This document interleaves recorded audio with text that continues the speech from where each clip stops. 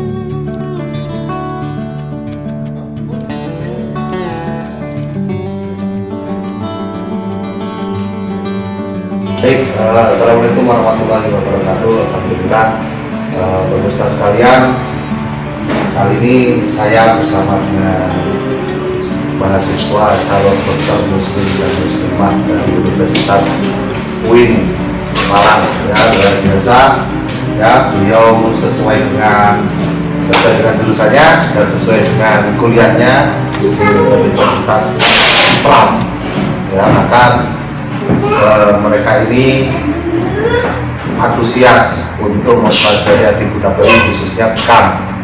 Nah, di sini sudah ada 5 mahasiswa ya, yang soleh dan soleha, cantik dan ganteng-ganteng semua.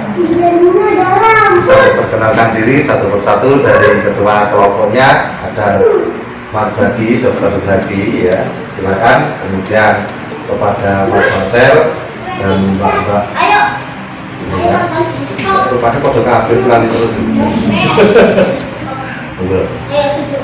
Perkenalkan, saya Muhammad Zaryadini, bisa dipanggil Zaki, asalnya dari Jombang. Perkenalkan, saya Marcel Dinasritia, biasa dipanggil Marcel, dari Kudus. Perkenalkan, saya Siti Fatimah, biasa dipanggil Gusnul, asal dari Tuban, Jawa.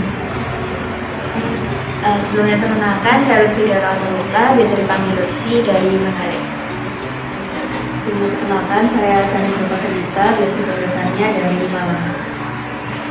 Yang pertama ini ketua kelompok, apakah ada keinginan nantinya ya Mas Badi setelah mengikuti pelatihan Bekam ini, kelas elektif Bekam ini, untuk mempraktekkan Bekam di masyarakat luas, atau pada saat nanti setelah dapat STS dan sebagainya.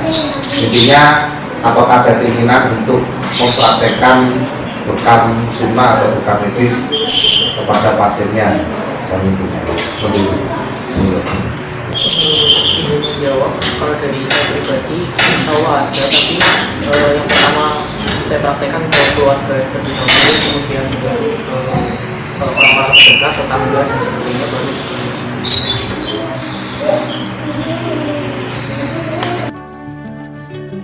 Kalau dari saya sendiri, insya Allah ada sebenarnya sama. Jadi mungkin kalau dalam waktu dekat saya coba ke keluarga terlebih dahulu. Kalau misalkan dari keluarga alhamdulillah berhasil, nanti setelah ini saya bisa coba ke masyarakat sekitar. Kalau dari saya kurang lebih sama dari ketua dari Marcel juga. Saya insya Allah bakal mencoba mempraktekkan ke ayah sama ibu saya terlebih dahulu, baru ke masyarakat sekitar. Mungkin kalau dari saya kurang lebih juga sama, kita praktekkan dulu, coba ke keluarga dulu bagaimana responnya, kemudian nanti baru ke teman-teman terdekat, baru ke tetangga, dan kalau bisa ke masyarakat. Kalau dari saya juga lebih sama dengan teman-teman sekalian, yang mana kita coba dulu dari yang lingkup keluarga apakah berhasil atau tidak, karena memang sudah dijelaskan dengan oleh Gus Rizal dari mana tadi pokoknya gimana dan sebagainya. Jadi mungkin kita bisa mempraktekannya ke lingkup yang lebih kecil dulu, ke keluarga, kemudian ke teman dekat, dan barangkali jika memungkinkan bisa ke masyarakat.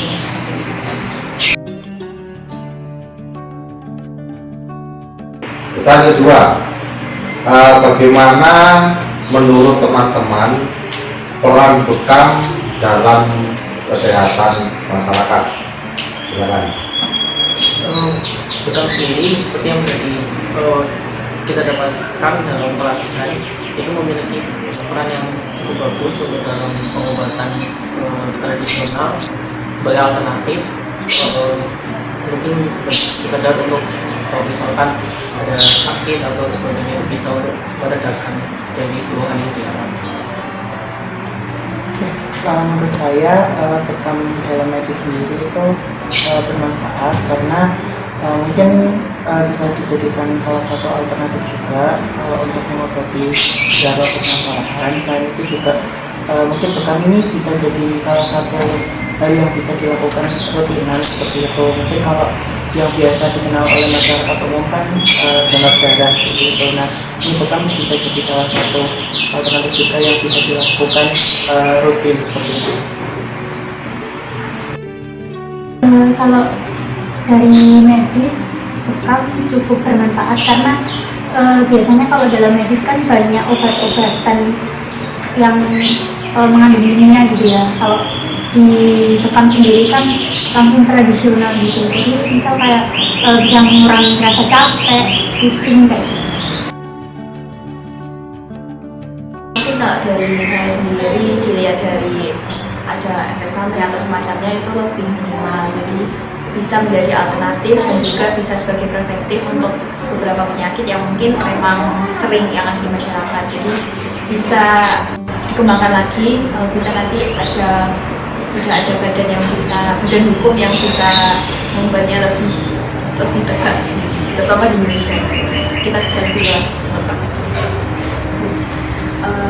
Mungkin kalau dari saya, kami sebagai mahasiswa kedokteran pastinya diajarkan untuk memberikan terapi secara farmakologis atau obat-obatan kimia.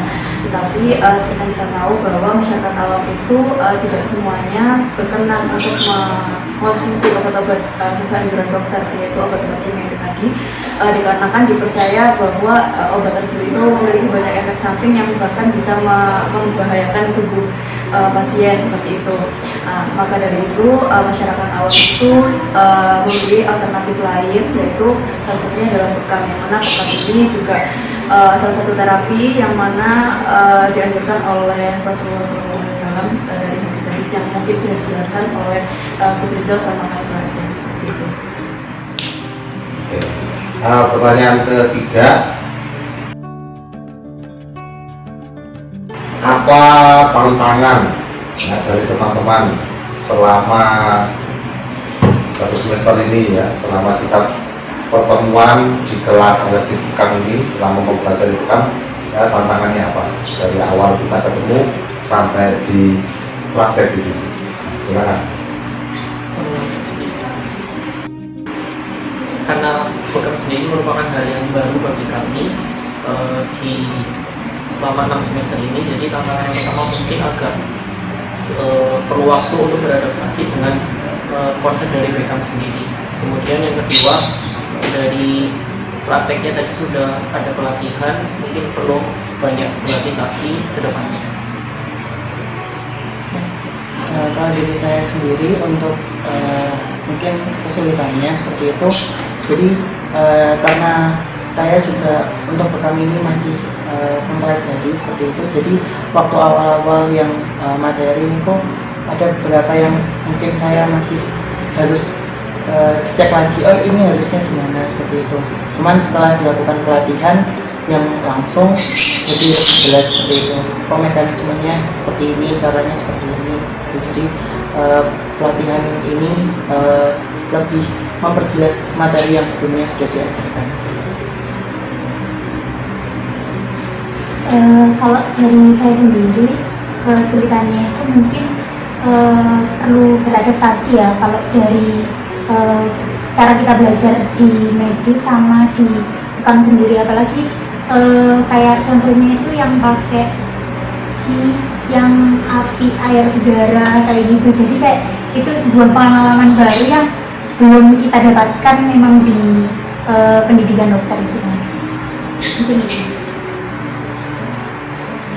Mungkin kalau dari saya yang pertama ya dari dasarnya, jadi karena dasarnya di awal pembelajaran itu sudah sangat berbeda, jadi perlu waktu untuk paham, perlu waktu untuk mengerti, jadi kayak masih ngambang gitu. Tapi lama-kelamaan karena sudah terintegrasi juga dengan terutama di kedokteran, kami kan kedokteran Muslim ya, Islam gitu, jadi lebih jadi ini alasannya, bagaimana mekanismenya. Kemudian apalagi hari ini sudah di praktek, jadi lebih paham, sudah tahu dasarnya, sudah insya Allah.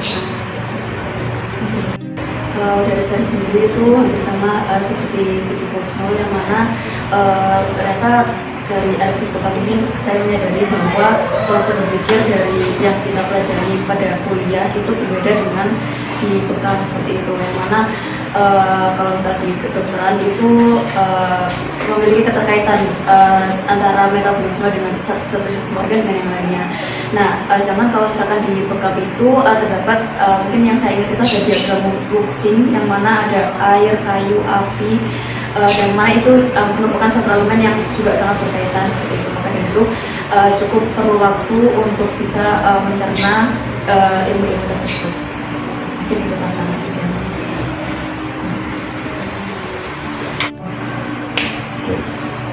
Pertanyaan terakhir, pesan-pesan teman-teman ya, khususnya teman-teman dari dunia medis di luar sana atau juga masyarakat tentang bekam ya, baik itu sebagai praktisi ya bekamnya atau kedokterannya, atau masyarakat sebagai pasien itu sendiri.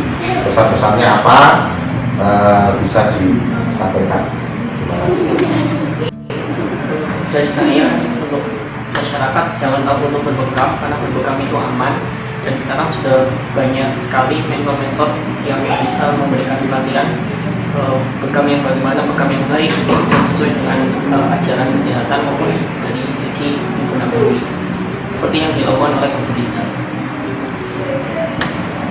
Kalau dari saya sendiri untuk rekan-rekan medis itu mungkin lebih terbuka terkait pengobatan alternatif, karena jadi kita kan juga harus mempelajari yang sekiranya bisa dimanfaatkan juga oleh masyarakat seperti itu. Salah satunya pengobatan alternatif mungkin bekam. Nah, untuk masyarakat yang luas seperti itu mungkin terkait pengobatan alternatif ini bisa dijadikan salah satu opsi pilihan atau juga tambahan seperti itu dari pengobatan medis yang sudah dilakukan. Jadi nanti insya Allah hasilnya bisa lebih maksimal. Ya, kalau dari saya mungkin dari teman-teman medis mungkin bisa sama kayak Marcel kurang lebihnya bisa mengedukasi masyarakat bahwa bekam itu ternyata nggak seserang itu dan nggak sesakit itu ternyata buat dilakukan.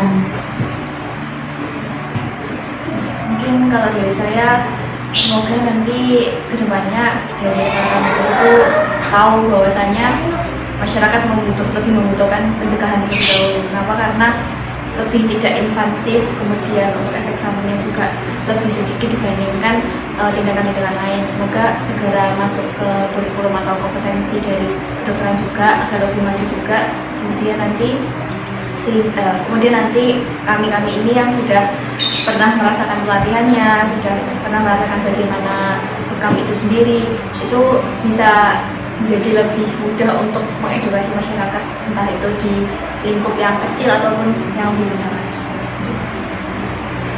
Mungkin kalau dari saya untuk rekan-rekan sejawat yang mana kita berada di bidang medis itu barangkali bisa mempertimbangkan dari sisi kesehatan tradisionalnya, itu salah satunya adalah bekam, yang mana juga untuk bekam ini sudah banyak orang yang meneliti bermanfaatannya untuk penurunan kolesterol. Mungkin dari teman-teman juga sudah pernah memaparkan masing-masing jurnalnya terkait dengan pengaruh dari bekam sendiri terhadap penyakit yang banyak menyerang ke masyarakat Indonesia.